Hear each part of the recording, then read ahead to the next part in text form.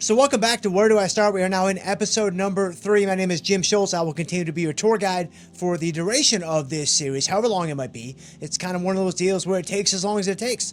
Like, I want to move as slowly as we need to take you from understanding nothing to a self-sufficient trader. So back in episode 1, we talked about stocks versus options. Back in episode 2, we talked about how you make money with options. And here in episode number 3, we're going to continue to build that foundation. We're going to continue to kind of add those bricks to the foundation of what it is that we're trying to do, where we're going to talk about option contract specifics. Okay, so with option contracts, one of the things that's really nice is that option contracts all share the same features and characteristics that make them relatively easy to understand regardless of the underlying asset. Now, of course, a lot of this stuff is overwhelming. A lot of this stuff is information overload. And so again, this is relatively easy. But once you get these guys down pat, you're going to see, okay, this is going to be the same regardless of what asset I might be looking at. If I'm looking at Apple, if I'm looking at Snapchat, if I'm looking at AMD, what have you, oil, silver, whatever, they're going to share the same characteristics, which make it really, really easy to understand and kind of move from one asset to the next once you get these baseline understandings kind of cemented down in place when it comes to, okay, what are the variables on the option contract? What are they telling me? How do I use them? And how do I understand them to then move into the, the strategy aspect of what I'm trying to do and execute what I'm trying to do and understand what I am indeed getting myself into. Put very simply, all the option contracts, whether it's a put or a call, we're going to get into that in the very next episode, the variables are standardized. And so from one contract to the next, there is going to be, a fairly seamless transition as you move from one put contract to another put contract, one call contract to another call contract, to where, again, once you kind of put in the reps and you kind of build up a little bit of experience, it starts to make sense and you start to do these things automatically without even thinking about them. Okay, so when it comes to option contract specifics, there are 5 key variables that you want to understand that are going to be involved with every single option contract that you might trade. So I want to work through each one of these 5 characteristics so we understand each one in fine detail and we have everything we need to kind of move on to the next step. So the first characteristic is going to be the underlying asset. So this is essentially going to be the underlying asset that the option contract is pointing towards, that the option contract is on. So this could be Microsoft. This could be SPY, which of course is the S&P 500. This could be USO, which is the oil index. This could be silver. This could be AMD. It could be Snapchat. It could be so many different things. But every single option contract has an underlying asset that essentially sources the option contract. It is always going to be pointing towards that asset. Number 2. The quantity of shares. This is absolutely standardized from one contract to the next. Every option contract that's out there is going to be for 100 shares. Now, to be clear, I'm talking about equity options. We're not talking about futures options. That's a different thing that maybe we'll cover at a later date. Right now, we're talking about standard equity options. They're all going to be for 100 shares of that underlying asset. So you need to understand when you trade an option contract, now, you may not necessarily control the 100 shares now. You may not necessarily have to be exposed to the 100 shares today, but you have to understand that at some point over the life of that trade, you could find yourself in a position where you are now controlling 100 shares of that underlying asset. And one of the reasons why options are often correctly referred to as leveraged instruments, all derivatives are leveraged instruments, is because we can control those 100 shares. We can control the potential, absorption of 100 shares into our portfolio at a fraction of the buying power that we would have to put up to just buy those shares or short those shares outright in the marketplace. And so this is what leads to options derivatives being leveraged instruments, which is not necessarily a bad thing. It gets a bad rap, leverage, and rightfully so, because if you lever up to the gills and then just go crazy, well, some really, really bad things could happen when you do that. But you don't have to do that at all, but you have to understand this is the pathway that you are on. Right, you are trading leveraged instruments. And so just because you don't have to put up the capital for 100 shares today doesn't mean that you aren't going to necessarily be controlling 100 shares at some later point in time from having that trade on. So next up, we have the strike price, and this is essentially the transaction price if the option gets used, and the verb that is oftentimes given in the option space is exercised. Now, every option contract has two sides. It has the long side and the short side. It has the option buyer and the option seller. I don't want to get into that here today. We're going to talk about that in more detail when we get into calls and puts in the very next episode. But just understand right now that if the option is used, then the strike price or the transaction price, that shows you the actual transaction price of the shares in the underlying asset. Whether the shares are bought or they're sold, we'll get into all that in the very next episode. But right now, just understand every option contract has a strike price. That is the transaction price if the option is indeed used and the asset does change hands, and that is going to be the transaction price of that underlying asset that is given on the option contract. Okay, next up we have the expiration date. Now this, of course, is going to be when does the option expire? When does it go away to where we can't trade that option anymore? That's going to be the expiration date. Now, for the longest time, expiration dates were just the third Friday in every month. So it would be the third Friday of April, or the third Friday of May, or the third Friday of June, and so on and so forth. But now, the markets are so active and they're so liquid, you have weekly options, sometimes you have daily options, and so there's all kinds of expiration cycles across the option chain for a given stock or a given asset. And we're going to take a look at a few of these in a couple of minutes when we pop into the tastytrade platform to get a better feel for all of these things that are on an options contract. But right now, just understand that options all have expiration dates, which this makes them very different from stock. And we kind of alluded to this in the first episode. With a stock, there is no expiration date. Like with a stock, you can hold the stock indefinitely. As long as the company remains solvent and the company's still in business and a publicly traded stock, you can hold that stock. Well, options are not the same. They all have expiration dates. Now, some expire soon, some expire later, but they all have an expiration date, and that is given and known on the option contract.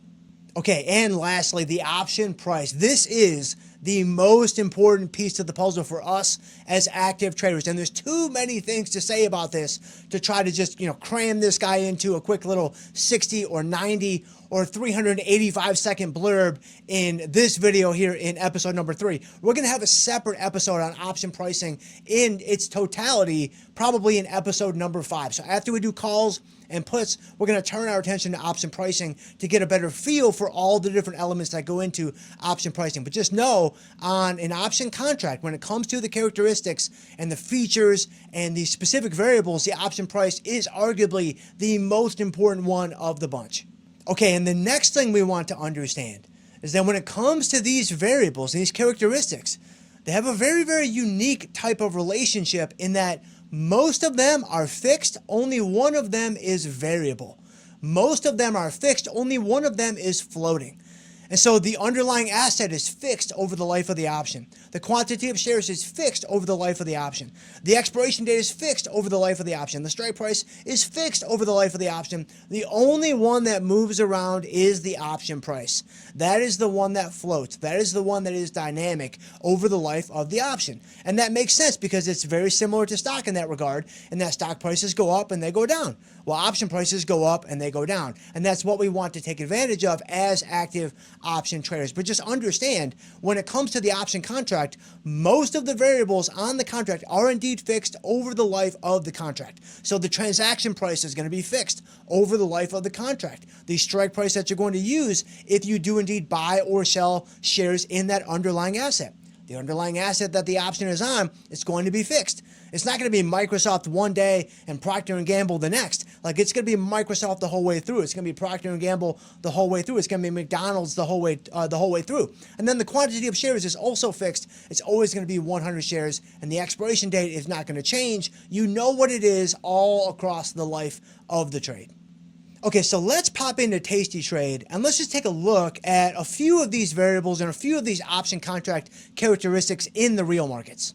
Okay, so here I am inside of my tastytrade platform using the portfolio that I use from theory to practice. And you can see that I have SPY pulled up. And if I go to the trade variable here, right here in the middle of the screen, kind of the left-hand portion of the middle part of the screen, if I click on that, then what I'm going to see, the first thing I'm going to see is these are all different expiration cycles for SPY. And you can see there are a number of them. So if I go ahead and circle all of these expiration cycles. You can clearly see, I mean, there's expiration cycles that expire today on the market close, tomorrow on the market close, the following day on the market close. I mean, without question, SPY is the most liquid instrument in the world. And so it's going to be a very, very active market when it comes to the expiration cycles that are available in SPY. And so then if I click on one of these, like if I were to click on the May cycle that expires in 17 days, I open up this specific expiration cycle. Across the center of the screen, these are all the strike prices that we just kind of talked about when it comes to what does an option contract show. So right now I'm in May with 17 days to go.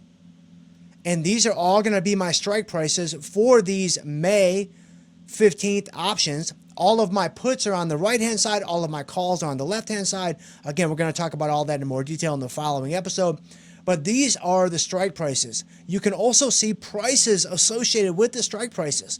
So these are going to be all prices of these options on, the left-hand side of the screen. These are all the call prices.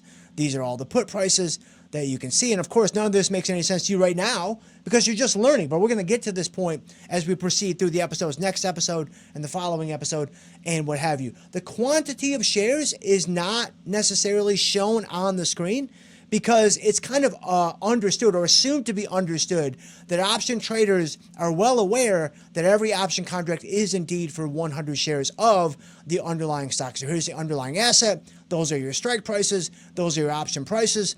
And these are some of the option characteristics that we just saw and talked about a few minutes ago.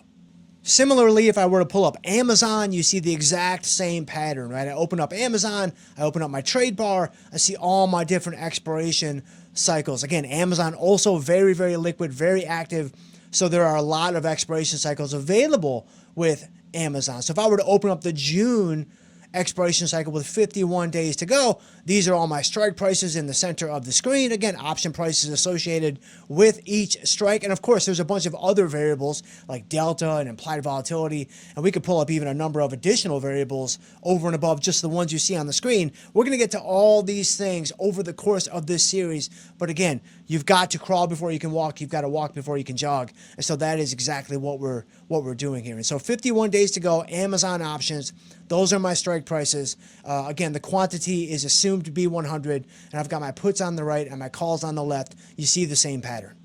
And then lastly, just for completeness purposes, let's pull up silver. So this is a non-equity instrument. This is going to be a silver index. Same type of thing. You see all the expiration cycles, 1 day, 3 days, 6 days, 17, 51, 206. There's essentially no shortage of different expiration cycles that you could trade for pretty much any asset, but specifically silver in this context. So if I were to pull up a 1 day option, this guy is going to expire tomorrow on the market close. So clearly you don't have nearly as much time as you would if you were to choose a 17 day or a 51 day or what have you. Again, strikes running down the center. My puts are on the right, my calls are on the left, and you see the option prices associated with each strike. So my hope is now you're getting a bit more comfortable with the pattern. You're getting a bit more comfortable with what you see inside of tastytrade here, and you see kind of the repetition. You see the standardization of the option contracts, regardless of whether you're looking at SPY or Amazon or SLV or again, Microsoft or Nvidia or McDonald's or IBM or what have you. They're all essentially going to follow the same pattern. All right, so those are the option contract specifics that we want to be familiar with. And my hope is that now you're starting to get familiar with this. And when you put in your reps and you put in the time and you invest the resources to understanding this, it is going to become automatic. And I understand this is not super exciting. It's actually rather dull and boring. And I get it. I totally understand that. It's not exciting. You want to get to the straddles. You want to get to the short puts. You want to get to just slanging them. Like, I got it. That's all coming down the road. But this is an important piece to the whole puzzle that if you skip over this step, it's going to hamstring you later on down the road. So those are option contract specifics. Where do I start? Episode 3 is in the books, and I'll see you guys next time.